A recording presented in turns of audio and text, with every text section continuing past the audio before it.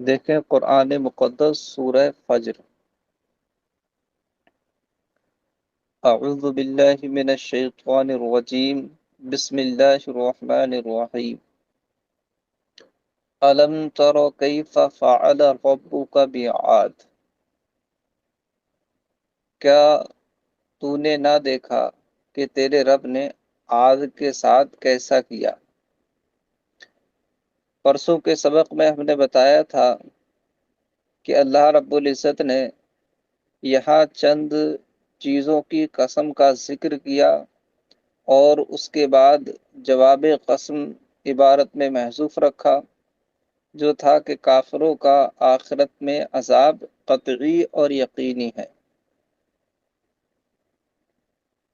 اور کچھ کافر ایسے ہیں جن پر اللہ رب العزت دنیا میں بھی عذاب فرماتا ہے۔ یہاں مقصد کفار مکہ کو ان کی سرکشی سے باز رکھنا ہے اور انہیں ان کی حیثیت یاد دلانا ہے۔ اس لیے اللہ رب العزت نے یہاں کچھ سابق یعنی پچھلی قوموں کا ذکر فرمایا کہ ان سے پہلے بھی بہت ساری قومیں گزری جو ہر لحاظ سے ان سے بڑھ کر تھیں، طاقت اور قوت میں، قد و قامت میں، فنکاری اور ہنر میں،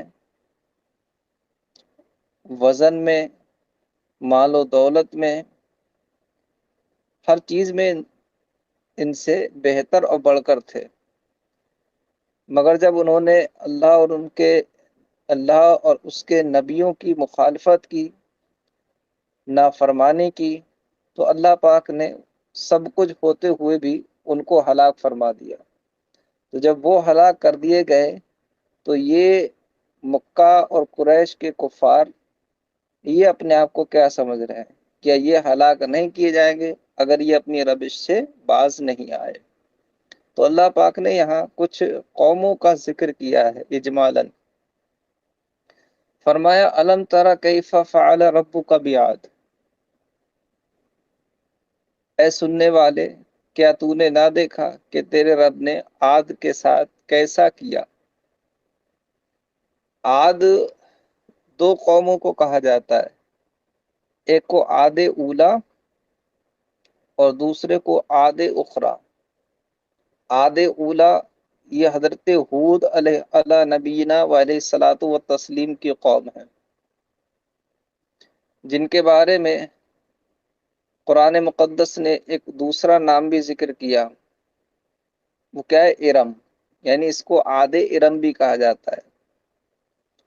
اور ان کے بارے میں بہت ساری روایات آئی ہیں، ان کی خلقت کے بارے میں، ان کے رہن و سہن کے بارے میں، ان کے لمبے اور بہت عمر دراز ہونے کے بارے میں بہت ساری روایتیں ہیں، جن میں کچھ معتبر ہیں اور کچھ غیر معتبر ہیں، لیکن اتنی بات طے ہے جو قرآن مقدس نے ان کے بارے میں فرمائے، التی لم یخلق مثلها فی البلاد، کہ یہ ایسے عجیب الخلقت تھے کہ ان جیسا کوئی بھی شہروں میں پیدا نہیں کیا گیا، نہ اتنا طاقتور، نہ اتنا لمبا، نہ اتنا جسم والا، نہ اتنی لمبی عمروں والے، اور نہ ایسے فنکاری کے ماہر، ان کی طرح کوئی نہیں پیدا کیا گیا۔ مگر اس سب کے باوجود بھی جب انہوں نے حضرت ہود علیہ السلام کی نافرمانی کی، ان پر ایمان نہیں لائے، تو اللہ پاک نے ان پر ریح سرسرن عاتیہ، ان پر ایسی ہوا بھیجی جس ہوا نے ان کو اٹھا اٹھا کر زمین پر مارا، اور جب وہ ہوا چل کر بند ہوئی تو اس طاقتور اور دراز قد قوم کے افراد کا حال یہ تھا کہ زمین پر ایسے بکھرے ہوئے پڑے تھے جیسے کہ گائے بھینس چارہ کھا کر اس کو سب جگہ میں بکھیر دیتی ہے، پھیلا دیتی ہے، یہ حال ہو گیا تھا۔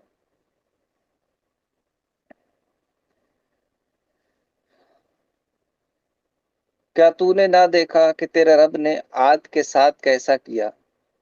ارم ذات العماد، وہ ارم حد سے زیادہ طول والے، التی لم یخلق مثلها فی البلاد، کہ جن کی طرح شہروں میں پیدا نہ کیا گیا.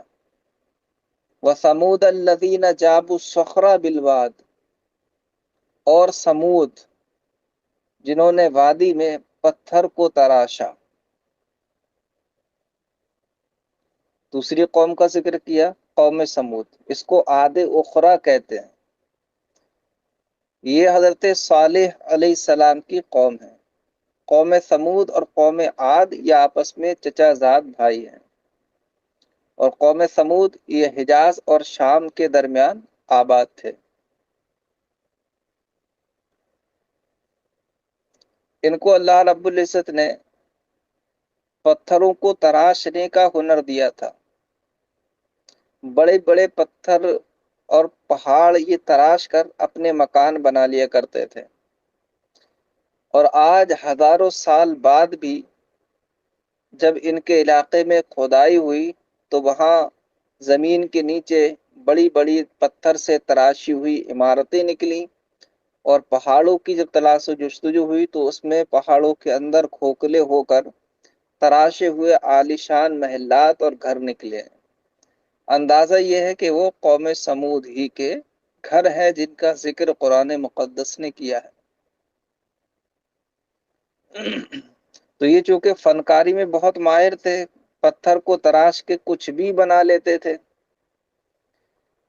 تو انہوں نے حضرت سلیمان، حضرت صالح علیہ نبینا علیہ الصلاۃ والتسلیم سے یہ معجزہ طلب کیا تھا کہ یہ پتھر کی چٹان ہے، اگر آپ نبی ہیں تو اس میں سے زندہ اونٹنی نکال دیجئے جو گابن ہو یعنی حاملہ ہو.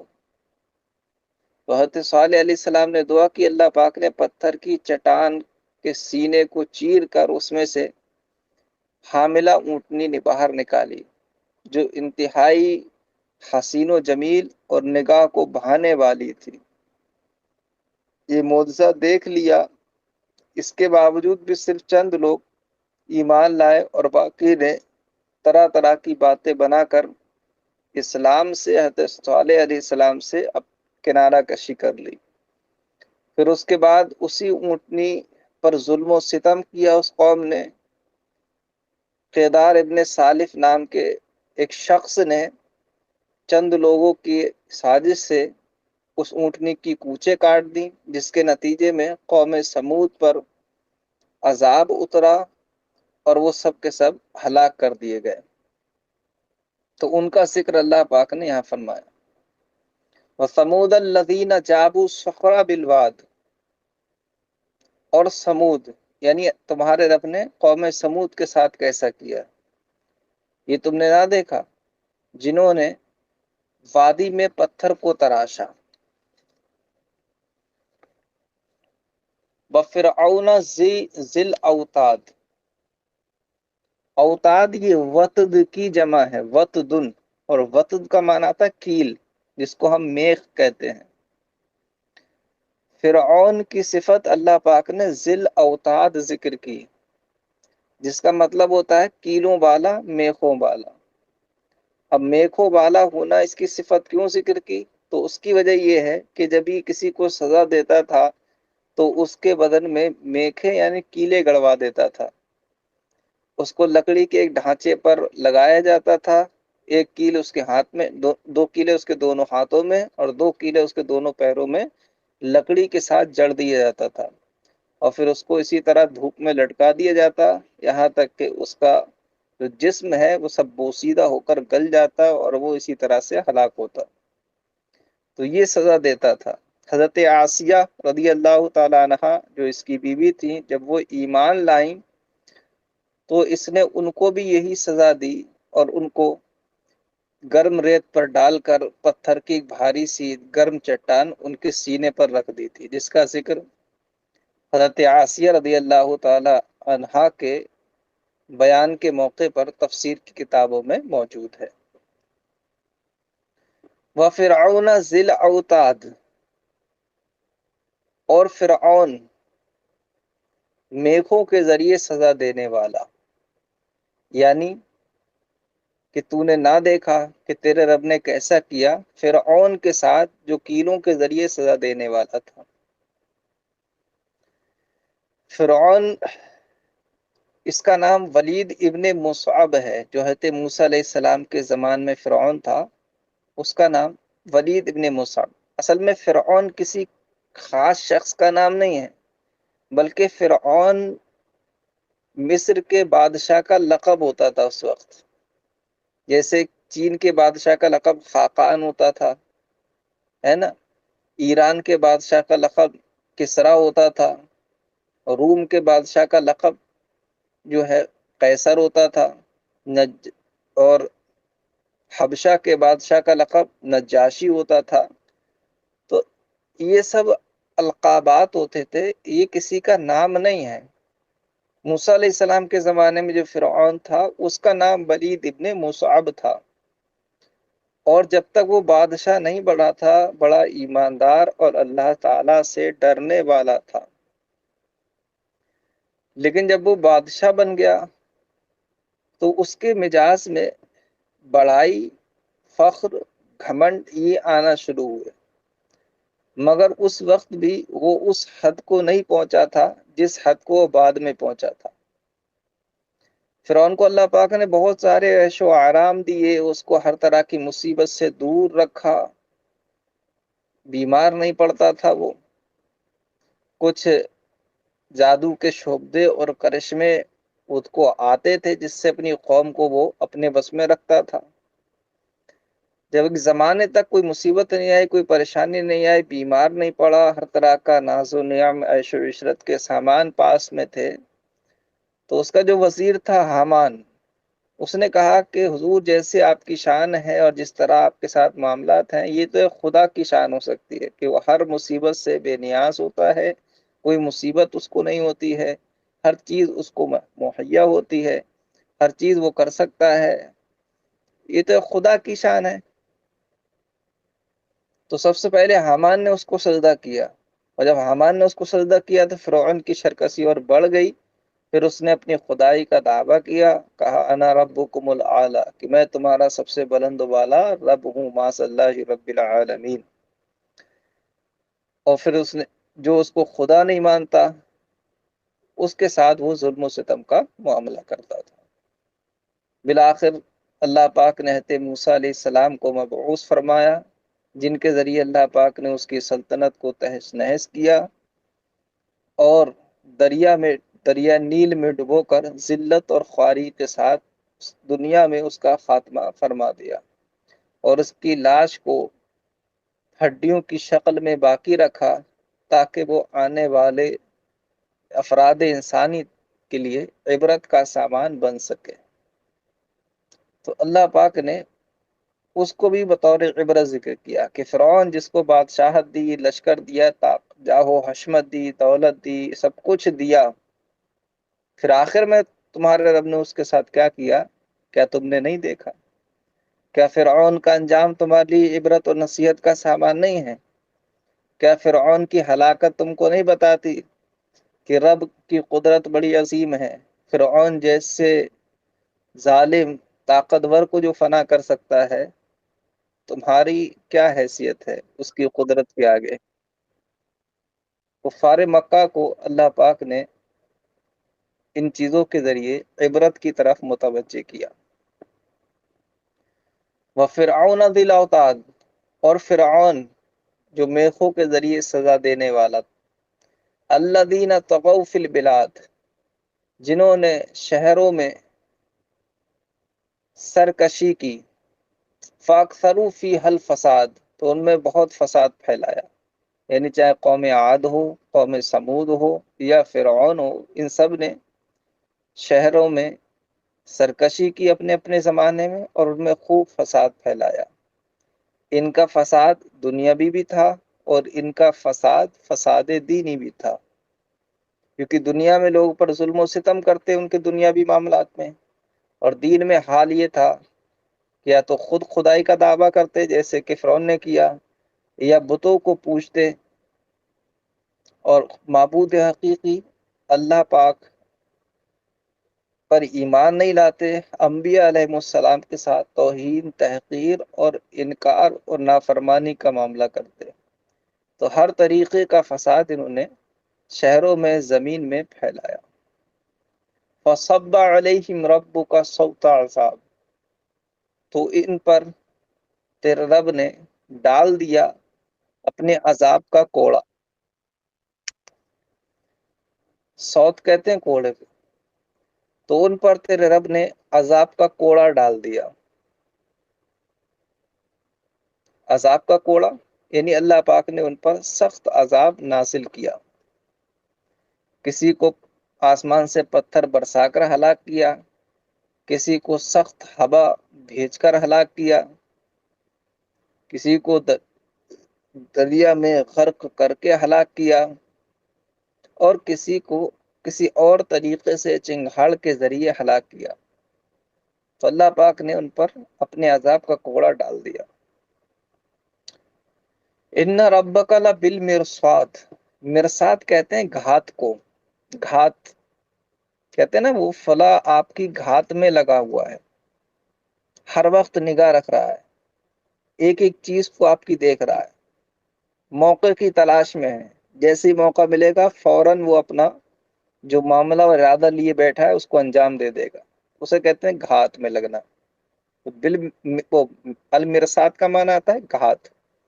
تو میں اس آیت کا اگر لفظی ترجمہ کروں تو معنی یہ ہوگا کہ بے شک تیرا رب گھات میں ہے، مطلب بے شک تیرا رب ضرور دیکھ رہا ہے، ضرور دیکھ رہا ہے۔ اس نے پچھلے قوموں کو بھی دیکھا، ان کی ہر چیز کو دیکھا، اور انہیں ان کے عمل کے مطابق دنیا میں سزا دی۔ تو جیسے ان کے عمل کو دیکھ کر، ان کی روش کو دیکھ کر دنیا میں ان کے عمل اور روش کے مطابق ان کو سزا دی، اسی طرح وہ رب تمہارا بھی عمل اور تمہاری بھی معاملات کو دیکھ رہا ہے۔ تو اے کفار مکہ، کفار قریش، اگر تم اس سے باز نہ آئے تو وہ رب جس نے پہلی قوموں پر عذاب اتارے، بعید نہیں کہ وہ تم پر بھی عذاب اتار دے۔ بے شک تیرا رب ضرور دیکھ رہا ہے، بے شک تیرا رب ضرور گھات میں ہے۔ فَأَمَّا الْإِنسَانُ إِذَا مَا ابْتَلَاهُ رَبُّهُ فَأَكْرَمَهُ وَنَعَّمَهُ فَيَقُولُ رَبِّي أَكْرَمَنِ، تو رہا انسان جب اسے اس کا رب آزمائے کہ اسے عزت دے اور نعمت دے، فَيَقُولُ رَبِّي أَكْرَمَنِ، تو وہ کہتا ہے کہ میرے رب نے مجھے عزت دی۔ وَأَمَّا إِذَا مَا ابْتَلَاهُ فَقَدَرَ عَلَيْهِ رِزْقَهُ فَيَقُولُ رَبِّي أَهَانَنِ، اور جب اسے اس کا رب آزمائے کہ اس پر اس کا رزق تنگ کر دے تو وہ کہتا ہے کہ میرے رب نے میری اہانت کی۔ یہاں اللہ رب العزت نے انسان کا جو معاملہ ہوتا ہے آزمائش اور نعمت کے ملنے کے وقت، اس کو ذکر فرمایا کہ مخلص مومن جو ہوتے ہیں وہ تو ہر حال میں اللہ رب العزت کے شکر گزار ہوتے ہیں، انہیں چاہے عزت و نعمت ملے یا ان پر رزق کی تنگی یا کوئی اور مصیبت آ جائے، وہ ہر حال میں اللہ تعالیٰ کا شکر ادا کرتے، شکوہ و شکایت نہیں لاتے۔ لیکن جو جاہل اور غافل قسم کا انسان ہوتا ہے اس کا طرز عمل یہ رہتا ہے کہ جب اس کو دولت مل جائے، عزت مل جائے، نعمت مل جائے، تب تو وہ اللہ تعالیٰ کا شکر ادا کرتا ہے، اور وہ بھی ایسے کہ اس کے شکر ادا کرنے کی کیفیت سے معلوم ہوتا ہے کہ یہ حقیقت میں اس کو رب کا احسان نہیں سمجھ رہا ہے بلکہ اس کو اپنا ذاتی حق سمجھ رہا ہے، ذاتی کمال سمجھ رہا ہے۔ اور اگر اس پر کوئی مصیبت آ جائے، رزق کی تنگی آ جائے، تو وہ صبر کرنے کی وجہ شکوہ و شکایت کرنے لگتا ہے، اب لوگوں میں وابیلا مچاتا ہے، ہر جگہ اپنی تنگی اور کام نہ چلنے کا راگ الاپتا ہے، ڈھنڈورا پیٹتا ہے نا۔ تو یہ عام انسان کی، غافل اور جاہل انسان کی روش یہ ہوتی ہے۔ حالانکہ انسان کی روش یہ ہونی چاہیے کہ جب خوشی ملے، عزت ملے، نعمت ملے تو رب کا حقیقی دل سے شکر ادا کرے اور اللہ کا احسان جانے، اپنا ذاتی کمال یا اپنا کوئی استحقاق نہ سمجھے اسے۔ اور رزق کی تنگی ہو جائے یا کوئی اور مصیبت آ جائے تو پھر اللہ رب العزت کی بارگاہ میں صبر کرے، کیونکہ اللہ رب العزت کہ یہاں جو صبر کرتا ہے اللہ پاک کو اس کا مقام اور مرتبہ بڑھا دیتا ہے۔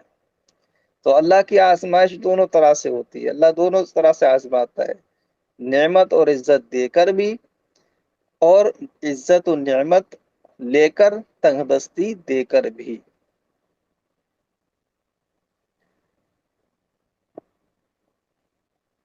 فرمایا کلا بل لا تکرمون الیتیم ولا تحاضون علی طعام المسکین،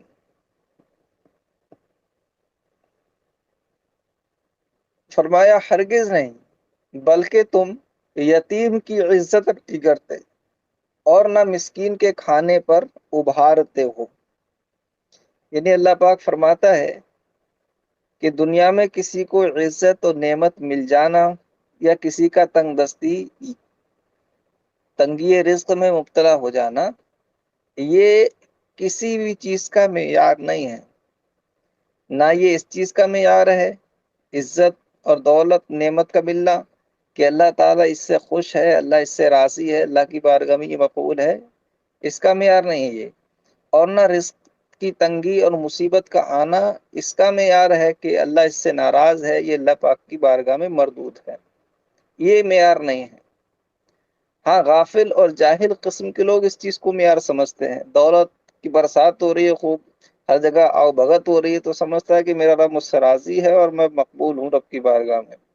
اگر اللہ ناراض ہوتا یا اللہ کی بارگاہ میں مقبول نہیں ہوتا تو مجھ پر تو مصیبتیں اترنا چاہیے، لیکن مجھ پر تو رحمتیں برس رہی ہیں، تو وہ سمجھتا ہے کہ اللہ راضی ہے۔ اور کسی کو پریشانی میں دیکھتا ہے، کسی کو تنگ دستی میں دیکھتا ہے تو سمجھتا ہے کہ اس کا رب اس سے ناراض ہے، یہ رب کی بارگاہ میں مردود ہے۔ اس لیے کہ اگر راضی ہوتا تو اللہ اس پر دولتیں برساتا، رحمتیں برساتا، اس پر تو مصیبتیں برس رہی ہیں۔ تو غافل اور جاہل قسم کا آدمی اسی چیز کو معیار سمجھتا ہے۔ تو اللہ رب العزت اس غلط فہمی کا ازالہ فرماتا ہے اور فرماتا ہے کہ ہرگز نہیں، یہ معیار نہیں ہے، بلکہ رب کے ہاں مقبولیت اور مردودیت کا معیار طاعت اور معصیت ہے۔ طاعت گزار رب کے ہاں مقبول ہے، وہ چاہے تنگ دست ہو یا خوشحال ہو، اور نافرمان اللہ پاک کے یہاں ذلیل ہے، وہ چاہے دنیا میں تنگ دست ہو یا خوشحال ہو۔ تو معیار یہ ہے۔ تو رب اگر رزق تنگ کر دے تو یہ نہ سمجھو کہ اللہ نے تمہیں رسوا کر دیا، بلکہ رسوائی تب ہوتی ہے جب انسان یتیم کی عزت نہیں کرتا ہے اور مسکین کے کھانا نہ خود کھلاتا ہے نہ دوسروں کو ترغیب دلاتا ہے۔ جب وہ اچھے کام چھوڑ دیتا ہے تب اس کی رسوائی ہوتی ہے۔ کلا بل لا تکرمون الیتیم، ہرگز نہیں بلکہ تم یتیم کی عزت نہیں کرتے، ولا تحاضون علی طعام المسکین، اور نہ مسکین کے کھانے کی ترغیب دلاتے ہو۔ وَتَأْكُلُونَ التُّرَاثَ أَكْلًا لَمًّا وَتُحِبُّونَ الْمَالَ حُبًّا جَمًّا، اور تم میراث کا مال ہپ ہپ کھاتے ہو۔ وَتُحِبُّونَ الْمَالَ حُبًّا جَمًّا، اور مال سے بے انتہا محبت کرتے ہو۔ امیہ ابن خلف کی پرورش میں حضرت قدامہ ابن مظعون یتیمی کی حالت میں تھے۔ قدامہ ابن مظعون تو ان کا جو مال تھا امیہ ابن سلف اس کو کھا گیا تھا۔ اس کے متعلق اللہ پاک نے آیت کریمہ نازل فرمائی کہ تمہاری ذلت اور رسوائی کی اسباب ہیں کہ تم یتیم کا مال کھا جاتے ہو، اور مال جو فنا کرنے والی چیز ہے، اللہ سے غافل کرنے والی چیز ہے، عیش و عشرت اور معصیت میں ڈالنے والی چیز ہے، اس پر تم دل و جان سے فدا ہو، دل و جان سے مرتے ہو، یہ چیزیں رسوائی کرنے والی ہیں۔ رزق کی تنگی یہ ذلت اور رسوائی نہیں ہے۔ وَتَأْكُلُونَ التُّرَاثَ أَكْلًا لَمًّا، اور وراثت کا مال ہپ ہپ کھاتے ہو یعنی تیزی سے کھاتے ہو۔ وَتُحِبُّونَ الْمَالَ حُبًّا جَمًّا، اور مال سے بے انتہا محبت کرتے ہو۔